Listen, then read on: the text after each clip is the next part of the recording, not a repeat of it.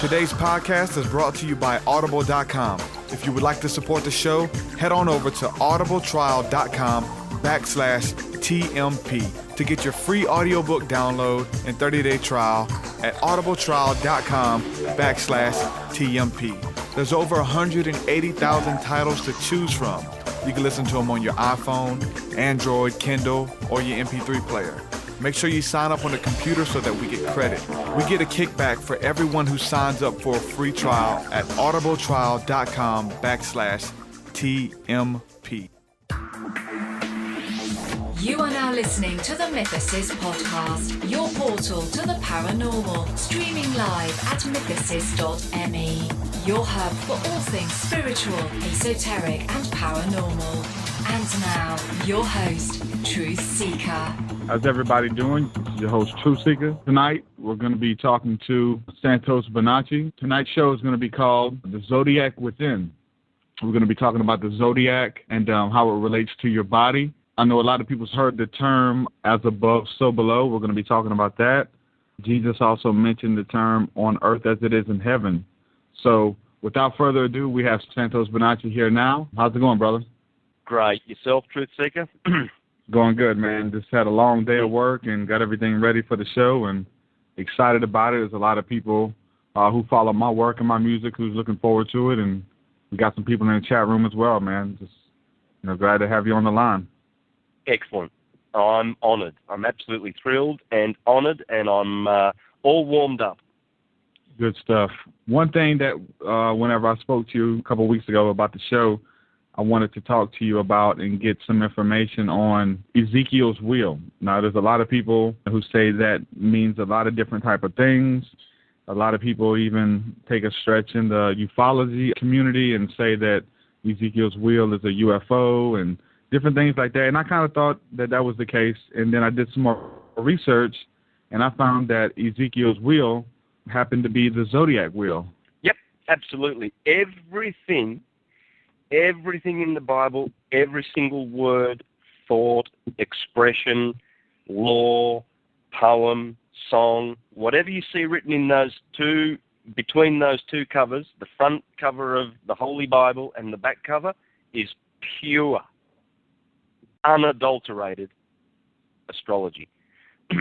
Astrology is the mother of all sciences. Until one can know that, then it's impossible for a man to be complete and to reach hero stage and to ascend.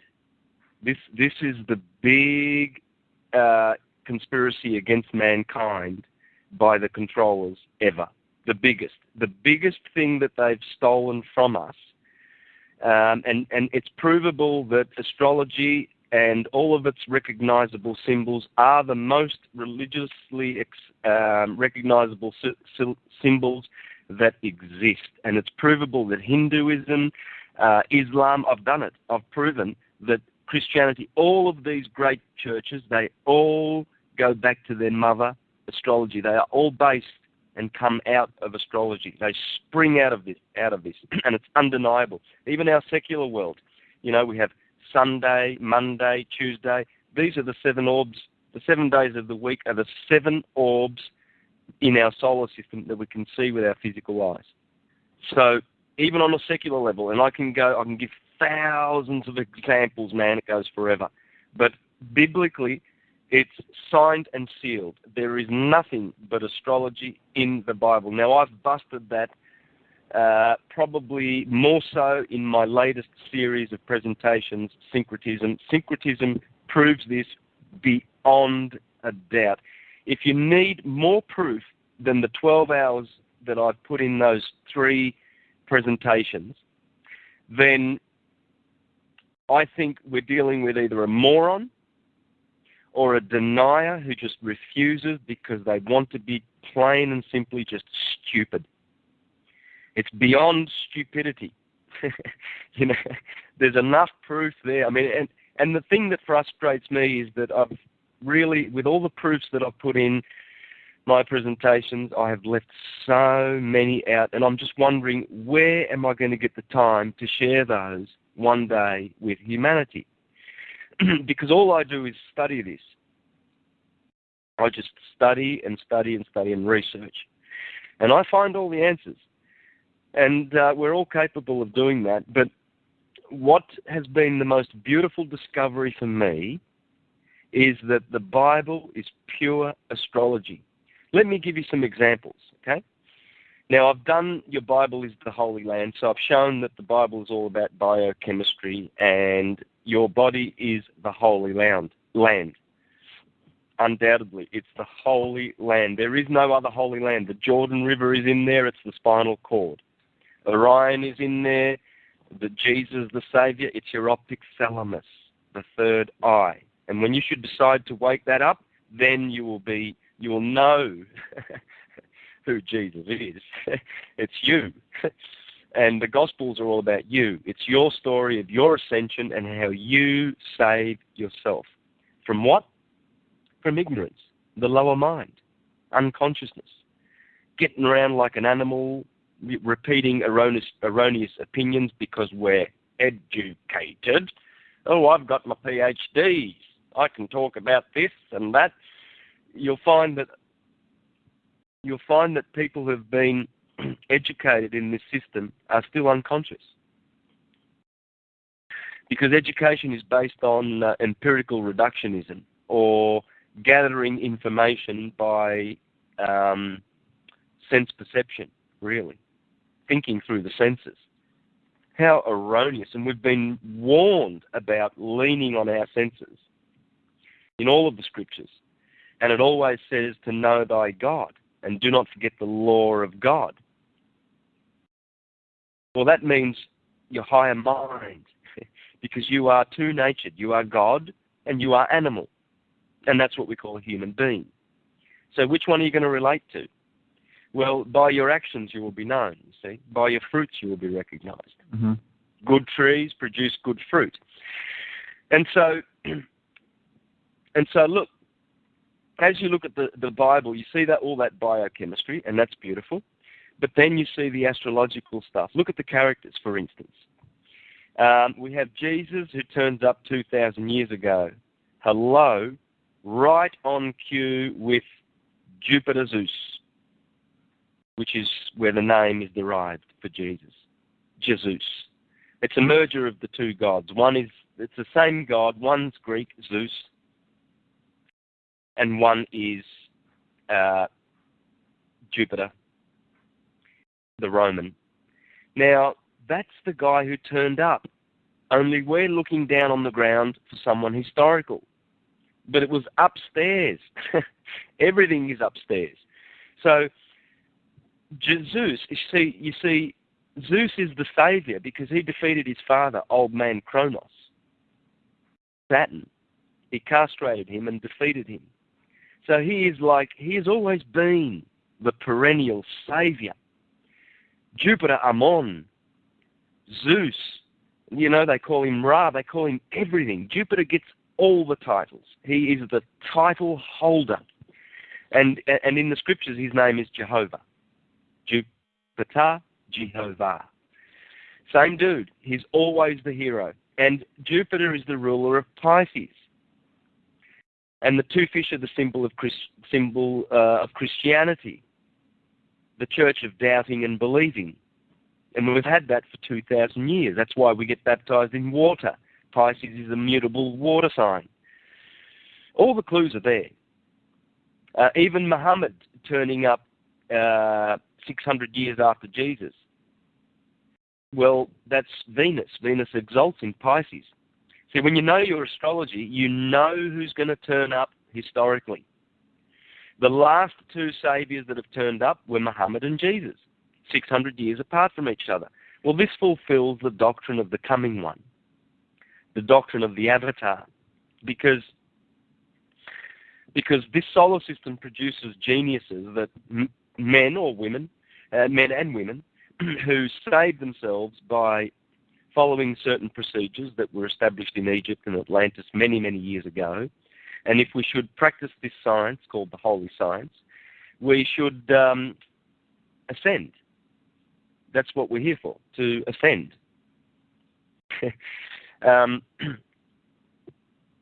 And these men, they turn up, and the last two we've had were Muhammad and Jesus. In other words, Jupiter and Venus, the rulers of the age. Before that, we had the sun exalting in Aries and Mars ruling Aries. Let's have those two characters then, shall we? And see if we can find them in the Bible. Well, Mars backwards is Ram, or Ram backwards is Mar. Mar is the root of the word maritime, marine, water. It's all the water stuff. You see, water is one of the elements of creation. It refers to negative electricity, magnetism. And fire, the fire element, that is the positive electric energy. And these two energies are the only forces. Electricity is the only force in the universe that builds all of the visible things that you can see with your eyes. And electricity has that by nature of being positive and negative. So it's electricity and magnetism. Now,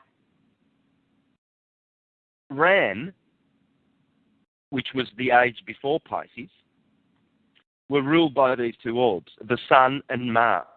Does that show through our theologies? Well, it shows through like, stands out like dog's genitalia. If you're paying attention, that is. Is Moses, Mars's. Mars means maritime, the root for water. Moses also means water. Moses turned up in the age of Aries. Moses blows the ram's horn. Moses kills the bull. The bull is Taurus, the previous age. The bull has a star in it called Aldebaran, which is short for elder brother Aaron. You see, Moses' elder brother was the high priest Aaron. Yeah, it's Aldebaran, the eye of the bull. You see, Aaron builds the bull of gold and says, you must worship this. And Moses says, no, destroys it and blows the ram's horn and says, we're going into the age of the Lamb of God.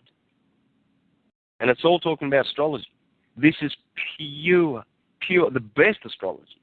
There ain't no better astrology than this on the planet. This is the best. The biblical astrology is absolutely the best. And any astrologer out there who is not familiar with it is not the complete astrologer. You never will be unless you know Bible astrology, because it kicks butt. Every other system's butt.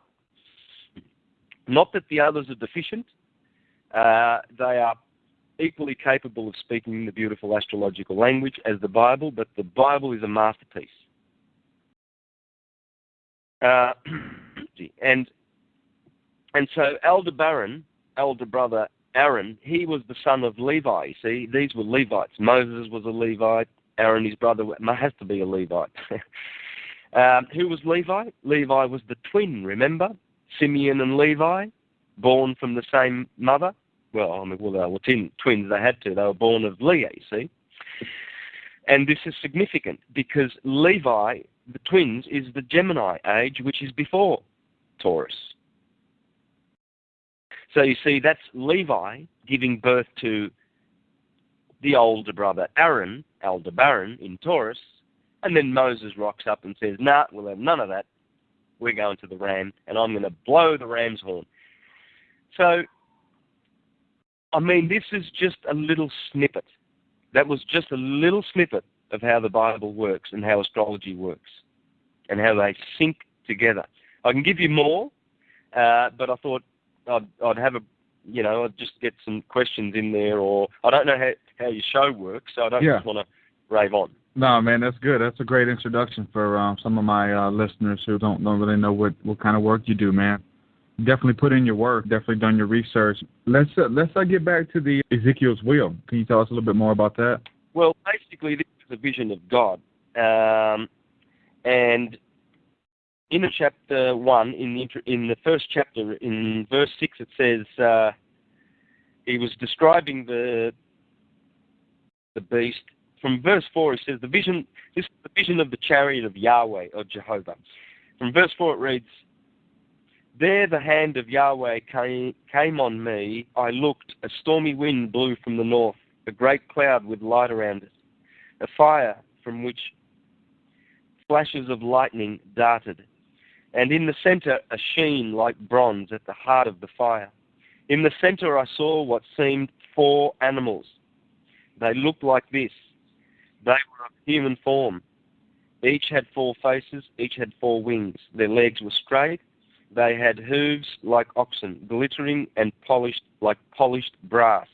Human hands showed under their wings. The faces of all 4 were turned to the 4 quarters. They touched each other. They did not turn as they moved. Each one went straight forward. I'll continue in a minute, but this is pure astrology. This is the wheel of astrology. The 4 faces that's about to be described are the 4 fixed signs of the zodiac: Aquarius, Scorpio, the eagle, Leo the lion, and Taurus the bull. God always turns up looking like this. This is God. It's astrological. It's nothing other than astrology. Any other interpretation is it, as long as it obeys the rules of this science. This is the science of as above, so below. So the historical rendering of any of these scriptures is legitimate, if you like, but it's deceiving because it's not dealing with history in a linear way. It's like Shakespeare using characters like Julius Caesar and Cleopatra in his plays was not writing history. He was just using historical characters, but he was he was playwright, so he was not dealing with that kind of truth. It's another kind of truth. It's spiritual truth. It's the hidden truth. And that's how these scriptures should be taken. So continuing on, Ezekiel says, each one went straight forward. As to what they looked like, they had human faces, and all had 4 had a lion's face to the right, and all 4 had a bull's face to the left, and all 4 had an eagle's face. Their wings were spread upwards. Each had 2 wings that touched, and 2 wings that covered his body. And they all went straight forward, and they went where the Spirit urged them. They did not turn as they moved. Between these animals, something could be seen like flaming brands or torches darting between the animals. The fire flashed light and streaked from the fire, and the creatures ran to and fro like thunderbolts.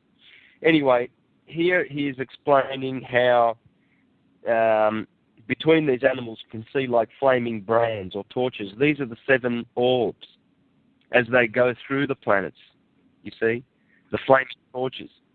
And this is why Aaron, the high priest of Taurus, he always officiated with 7 candles, because Taurus has the Pleiades in them, the 7 sisters. And the altar where Aldebaran, in other words, Aaron, is officiating, comes from the word altor. Altar comes from altor, which is the Arabic name for Taurus. The bull.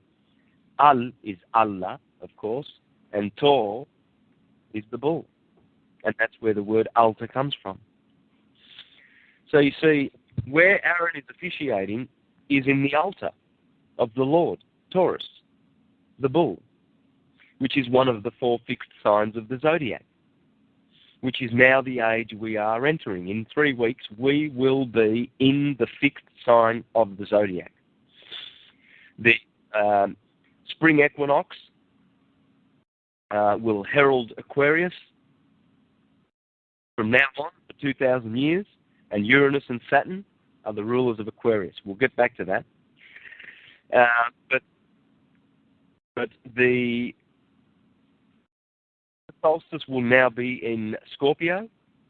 The autumnal equinox will now be in Leo, and the summer solstice, June 21st, will be in Taurus, where Aldebaran is officiating the whole of the proceedings for the next 2,000 years.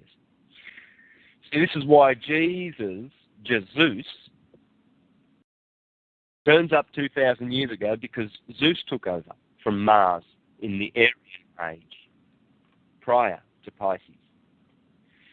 And we identified the ram as Mars's, but we didn't identify the sun. The sun is Ra. And you'll find the rattle of the word Abraham. Yeah, because that's when Abraham turned up, you see, the Abrahamic religions.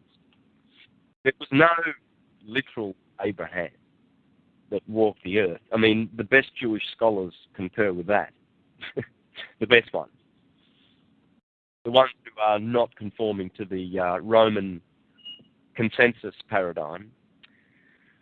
You'll find that most of the good scholars that don't conform with Rome, they are teaching the truth. And they know that this is an astrological history that we've been given. Nothing but. So it's pure myth and fiction, which is great, because these are stories that contain higher truths than the average sheeple can handle. They're higher truths than that the average lazy, slothful materialist is not interested in. They're not interested in the higher truths. So they go around and they're busy with the stock market and what. Yeah. That's it basically in the scriptures. It talks about the flesh and the spirit. It's the higher nature and the lower nature, right? That's it. That is exactly it. And we find that most people are they're polarized to the bottom living, which is materialistic, and they cannot accept their higher divinity. They go to church to be saved vicariously, which they won't, and which is a process whereby they deny their higher selves and the only salvation that will ever exist in this universe. Mm-hmm. Embrace your divinity, you will not be saved. And if you deny your divinity because you think you're an atheist, well then you're lost. Absolutely, truly lost. And unfortunately, these ones will have to continue in many cycles of necessity, processional age of around 26,000 years each. They'll have to stay stuck like in a rut in these cycles. Aquarius is a sign whereby many will be saved. Many are going to receive the fixed air nature of Aquarius in the right way. They are ready and prepared, but many are going to into the Aquarian age like a car 100 miles an hour slamming into a brick wall. They're not going to get it, and they are going to eventually they'll perish. But what that means is perish from the scene and vibration that is the new world that is coming. So there's going to be parting of the ways eventually. I don't know, immediately around the time of beginning after 21st of December. Mm-hmm.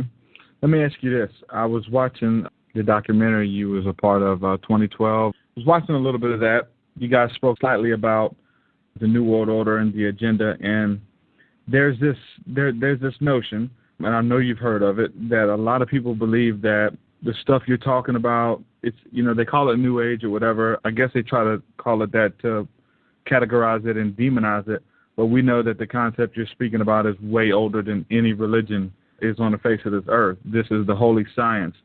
So with this agenda and everything that's going on, and people know about this Illuminati doomsday stuff that the government has planned and different things like that, and taking away our rights and things. Many people see some of the things you're talking about, some of the things that a lot of researchers are talking about, as being puppets for the New World Order, or who is to bring in a one world universal religion. What do you have to say about that? Yeah, the true controllers of the world are very, very clever. They have built like a system whereby they have that are supposedly the most powerful on the planet. And they're in the public eye. Like Barack Obama would be considered one of the most powerful men on the planet. There'd probably be, probably the Chinese and the Russian and the European nations would have their respective power man or whatever. But you would look at these men, all of these powerful men, the top, say, let's grab the top 5 most powerful men on the planet, and most of the consensus morons believe that these are actually really, truly the most powerful men. They hold the most power on this planet. Well, that's just a crock. The controllers have worked it so that they can hide behind that wall, that mask. You see, they always hide because they're cowards. Killers. They are the true enemies of light, darkness. They work for, well, what we would call, Satan. But they work for the spirit entities that love the darkness. Because you see, the light produces soul. Children of the light have souls. Children of the darkness don't. Simple as that. So that's why you see cold-hearted, murderous, like Hillary Clinton. And that's not being judgmental either. That's just, he's a killer. Barack Obama, killer. These are killers. They have no soul. Absolutely cannot possess souls. But they are not the highest level of the soulless ones that are running the earth. Because these little foot soldiers like Barack Obama who think they're pretty powerful but are nothing,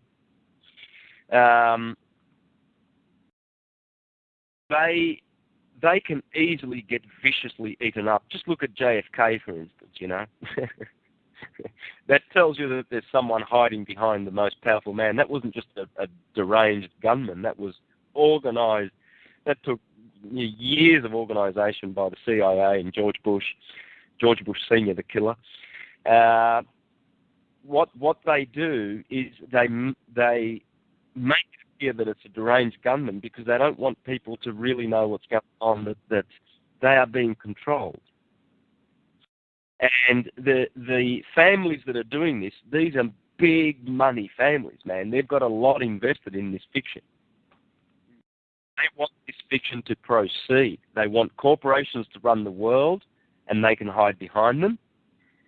And they want to have total control over other human beings. This is not us ruling. This is not government by we the people, of the people, for the people. This is an illusion they've set up. They've set it up like this, you see, and they're hiding behind it. And these are the oligarchs. These are the money families, and they've invested so much in this fantasy that they've created, a world whereby we have to protect our borders continuously with bloodshed and fear and hatred, and a world where we rape this planet for all its glorious resources because we want to burn fuels, we want to burn things to get energy. We don't want to implode and use natural energies that are free. No, let's get that oil, And these are cartels. These are families and corporations that go back to the Hudson Bay corporations, the East India corporations, criminal pirate families that were just starting then to rape and pillage the earth and plunder the earth. And they are now, your George Bushes and your Bill Clintons. These are the sort of the lower life families that belong to these soulless families that control the globe. Their days are numbered. They've only got weeks. They're vampires, and they cannot stand the light. And our solar system is now going into the photon belt where they will just be zapped. And so they're being zapped, and they're not liking it. They've been asked to cease and desist and come to the light or perish, and they will perish. They will go off into oblivion and into perdition because that's their choice. They've chosen to be workers of the darkness. And we'll be free from this infestation very, very soon. We won't know ourselves in the next few months. Okay. So that's kind of touching on the Illuminati aspect of it. Touch on the aspect of it where people dealing with information like you're dealing with are being targeted as far as being accused of being on the side of the Illuminati. Who would that be that's being accused of being on their side? Well, anybody dealing with ancient knowledge, ancient wisdom, whether it's anything that the research you're doing with the Zodiac, synchronicity, anything which they deem New Age or occultic type stuff. There's a big rise, definitely on the Christian front for the most part, saying that they are the forerunners for the Illuminati to get everybody in this universal anti-religion, one world thing. Well, I mean, what would you say about that? Yeah, well, look, they are partially correct. They are ever entirely in error, even though they are in error. Mm-hmm. They dwell in the lower mind, they serve the lower mind and materialism. They are in error, but they are not always in error. And you've got to see what they're saying will be partially true. And it is. You see, the New Age movement, or whatever it is that they call themselves, which I don't belong to. Mm-hmm. Well, I'm saying you actually get grouped into that.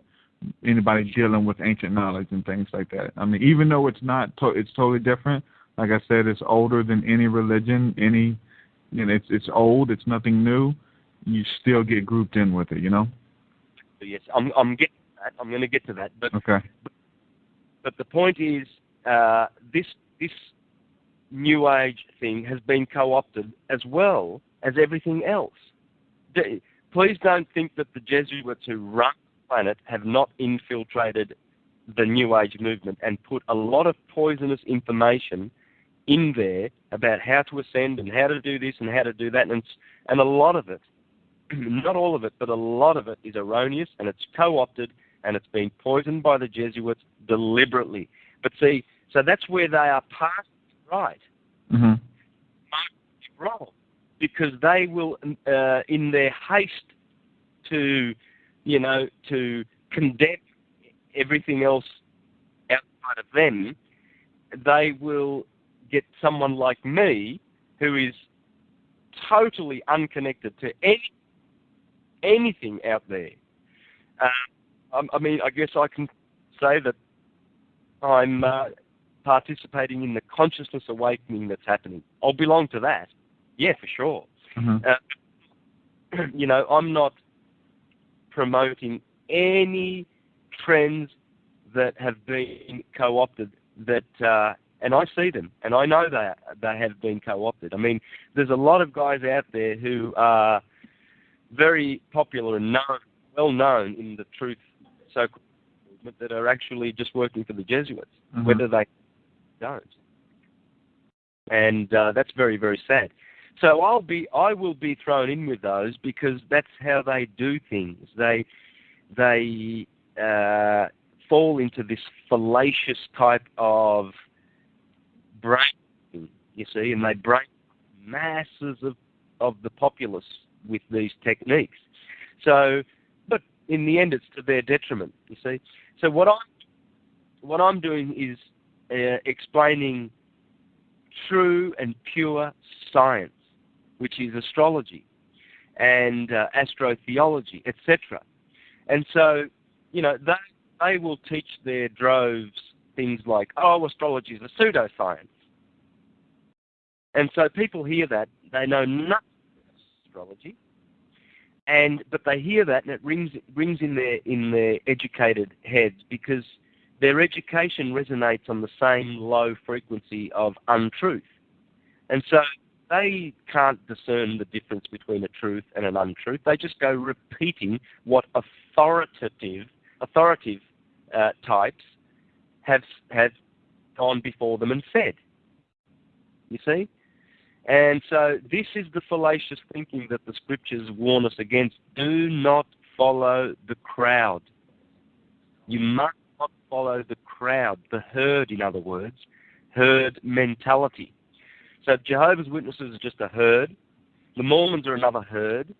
And they're all going ba, ba, moo, moo. They are the sheeple and the chattel.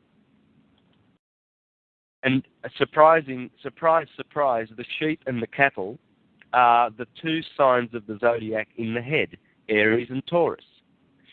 And what they've done is turned those two brains, the cerebrum and the cerebellum, into much sheep, cattle, or chattel.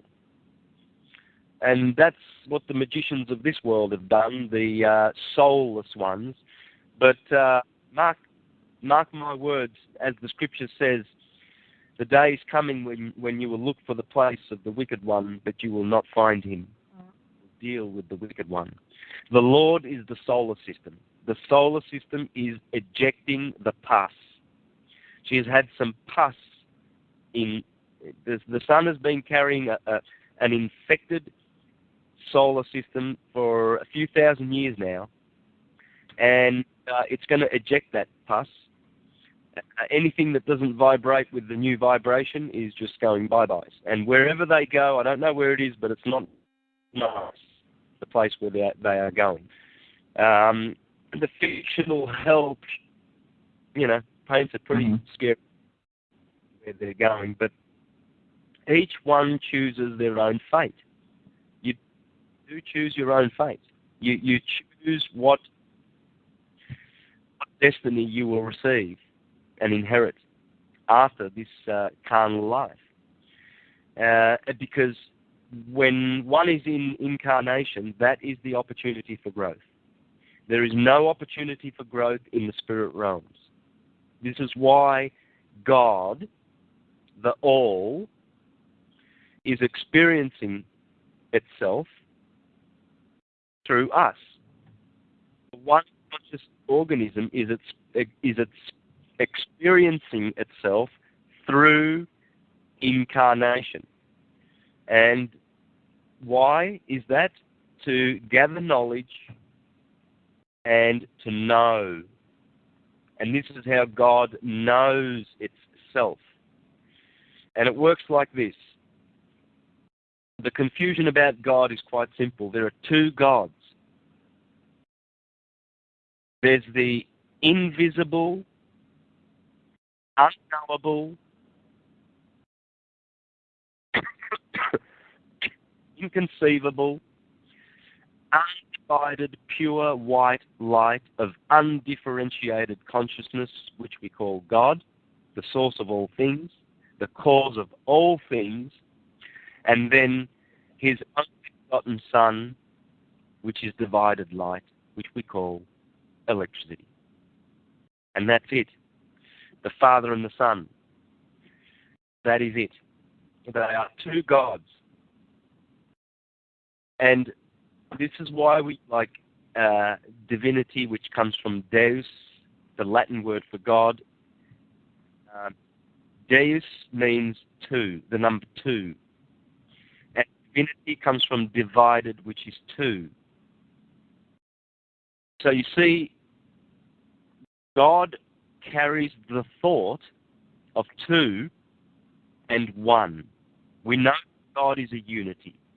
It's a unity, but then we have a word divinity, which means divided, for God, because it is divided.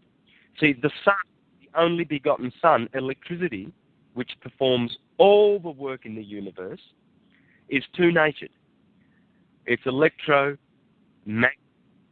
see, positive electricity and negative electricity, but it is just electricity. It's the begotten Son. And it produces all the motion that we see, which we call form, which we call matter. But it's just motion. It is universal mind thinking. The two lights of thinking. And the color of those lights are red and blue. But the color of the light of the undifferentiated one, the causal God, that is white light. And this is why you have red, white, and blue everywhere. Red, white, and blue. Because it's talking about that. The white God, the one, the unity, and the divided red and blue God, which is the divinity, the two of the dualistic world that we live in. And it's the dualistic, materialistic, material world that the church powers belong to. Because it's the world of effects and not of causes. They cannot recognize the one of causes. They pay lip service to that one. But the one that they truly bend knee to is the dualistic God, electricity, the God of matter. And in a sense, this God is opposed to the other God, but in a sense, it comes from the other God. For instance, when I play my guitar and I strike the string, before I struck the string, it was silent, which is pure potential. Silence, pure potential. But then, when I strike the string with force, it produces a tone, which comes from the stillness. The sound emanates stillness and goes back to the stillness. If you wait, you will hear the sound diminishes and returns to its true home, which is stillness. This is the omnipotent one. This is the one that is all-powerful, because this still invisible light of God, the evidence of, is all-mighty, all-being, and immortal. And it produces mortals. You see, when I strike that string, that tone is mortal. Because it comes and then it goes. I might play a nice tune on that string. You know, I might play a nice, sweet little melody, but then it disappears. The melody disappears. It was an effect. It was beautiful. It was wonderful, sensual, exciting, but it was only an effect. Back to the cause, where it comes. And this is where science has lost its way, the religions have lost their way, because they do not acknowledge that one. And they kill the prophets of that one. They stone them. They throw them in mental asylums. They deride them. Get them out of the way. They don't want those ones to be presidents of America. They want the insane ones to be. You see, all these statesmen and politicians, there's a lot of good men there, but they're still in the lower mind. They must be, because they're serving in that capacity. When you serve in that capacity, you are proving. Yeah. When you a corporation, you are proving that you are in a lower mind. And so, but most of these men are, they're criminal-hearted. They are criminals, and we have them in government. And it's time now to begin rulership by the people, of the people, for the people. And we can do this by ignoring their system, ignoring it, letting it bye-bye, because it's going bye-bye. I fully agree. Let me ask you this. Some people would say you're talking about astrology and things like that and using it to interpret the Bible, which I fully agree is the true holy science. And like you said at the beginning, there's no way that you can look into these truths and it not make sense. If you're seeking and you look at the material, it's there for you. But then the scriptures also kind of denounce people looking into astrology as well. What do you think that that's speaking about? I know when it's talking against sorcery and things like that, it's definitely talking about about it doing it to harm people in a negative sense. But what would you say about the astrology part? Yeah, well, in Isaiah chapter 47 is the only thing that approaches a condemnation of astrology in the Bible. The Bible would never condemn astrology because it is astrology. Mm-hmm. Exactly. But it appears to do so when it condemns sayers and the foretellers and of the future, and what it's basically doing is the Bible is complaining about the low level of understanding of astrology that it has, that the soothsayers have gone astray, and woe to them. Just the same as when Jesus says, "Woe to you, lawyers." I mean, he was not condemning law; he came to fulfill law. Mm-hmm. So why was he condemning lawyers then? Is law bad? No, because lawyers, well, they're liars. They corrupt law. And astrologers, if they don't know their stuff, better be very, very, very careful about their science and their art, because they could lead people astray. Astrologers are the most respected, good astrologers are the most respected beings in terms of human beings before ascension acknowledges. The astrologer is the highest. It's the one who knows the stars more than everyone else, is the one who has reached the highest consciousness, because the stars is all we are. There is nothing but stars out there. In fact, when I call you my brother, I'm calling you Ra Theos, my the. That's two words. Bra is Abraham, Bra, Ra, and Theos, brother. When I call my sisters, sister is just another word for Isis star. When I go to church to my pastor or minister, I go to speak to someone that's going to teach me about the stars, moon stars, deacons, cardinals, elders, an elder. That comes from the word evangelizer, elder, altar, Bible, chapter, angel, Michael, Israel. All of these L words, and these are all from the stars. Now, is there anybody that is going to be only the morons and the churchgoers are going to jump up and say, "Oh, no, it's from the devil." They are in the land of denial. It's impossible to deny this. It's just absolutely impossible. The Bible is dripping with astrology. I mean, look at all the 12s.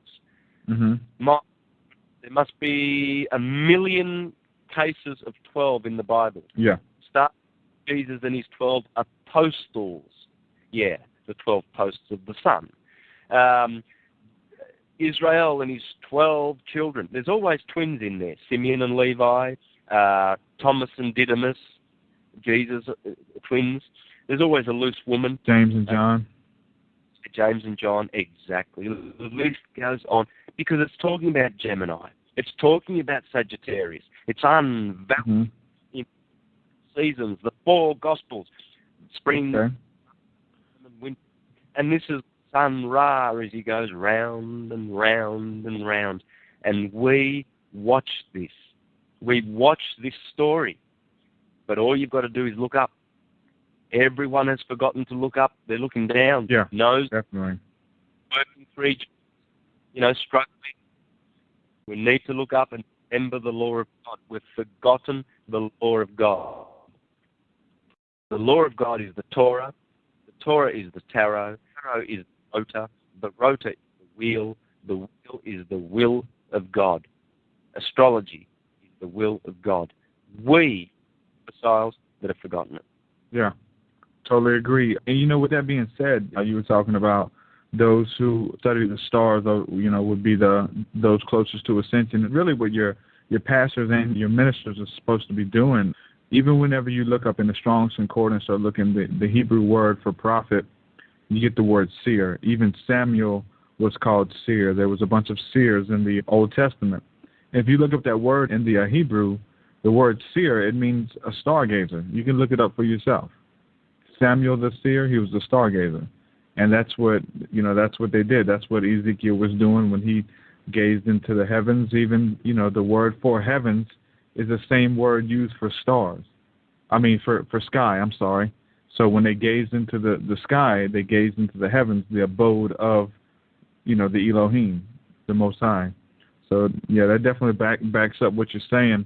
While you're touching on the disciples, and this is something that kind of crossed my mind. I haven't seen any research on it yet. I'm not sure if you've even covered it.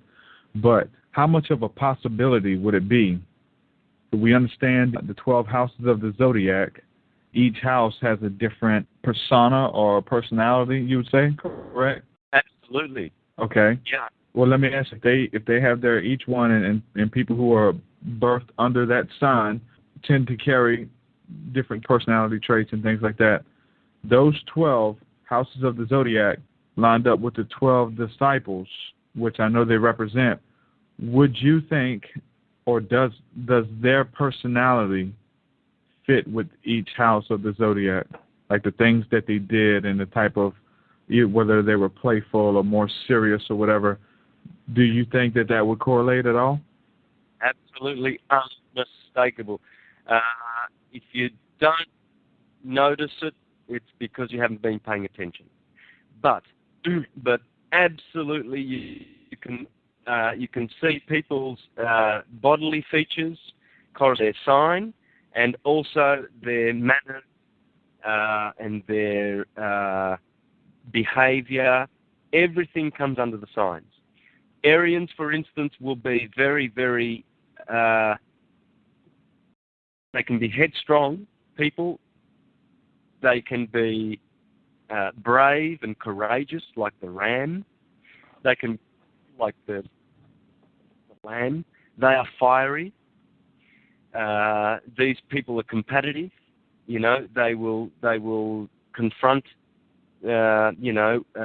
martial activities in a very martial way. They make good fighters. Strong bodies, usually, very strong.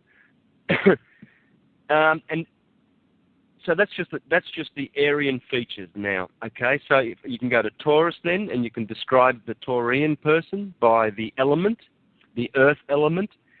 Earth is sensual, the five senses. Aries before that, it was fire. This is why the ram is fiery, and Aryans are very, very fiery. You see, because fire is their earth, their element.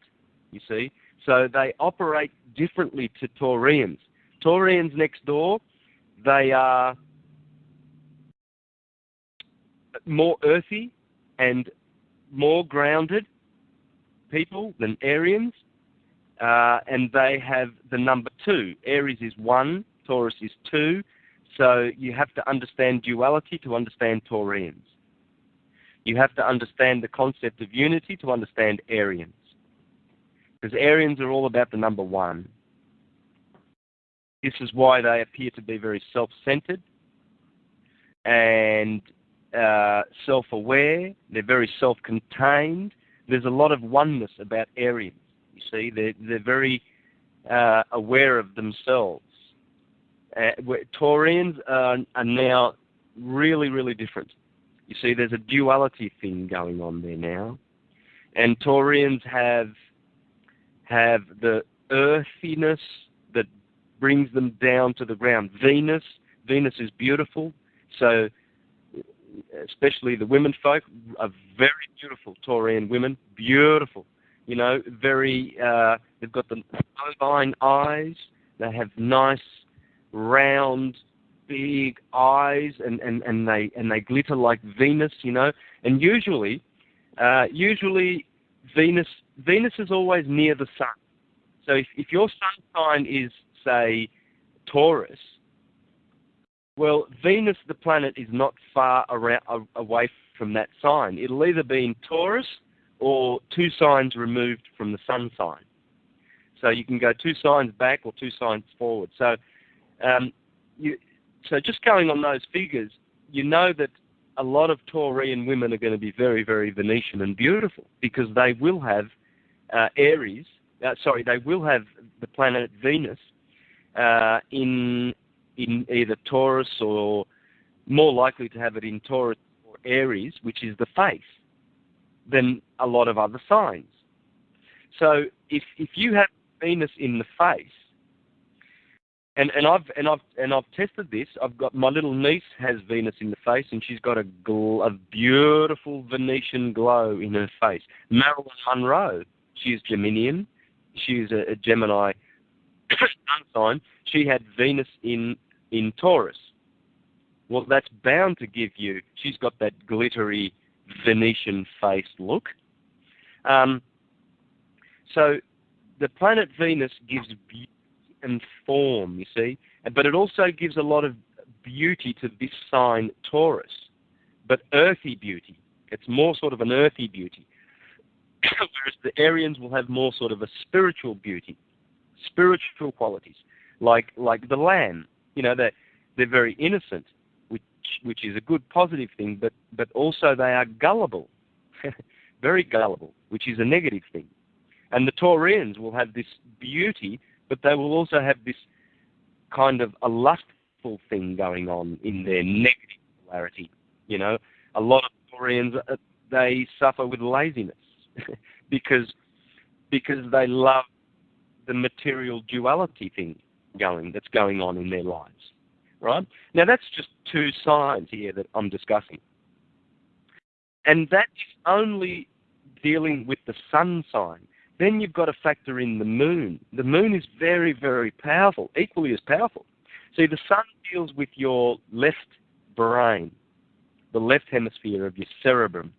The moon deals with the right hemisphere. So you can basically say that an Aryan someone who calls themselves an Aryan would have their left brain activated by Aries. So you can see how they act. You can see how they manifest in public. You can see their modus operandi, because that's the left brain acting out through Aries. Whereas the moon is like the right brain. It's more secretive, and it's more inner, and it's more intuitive, and it's more spiritual and mystical than the left brain. You see, so you've got a Pisces moon. Well, now you're sort of getting an idea how your right brain is activated, how it works.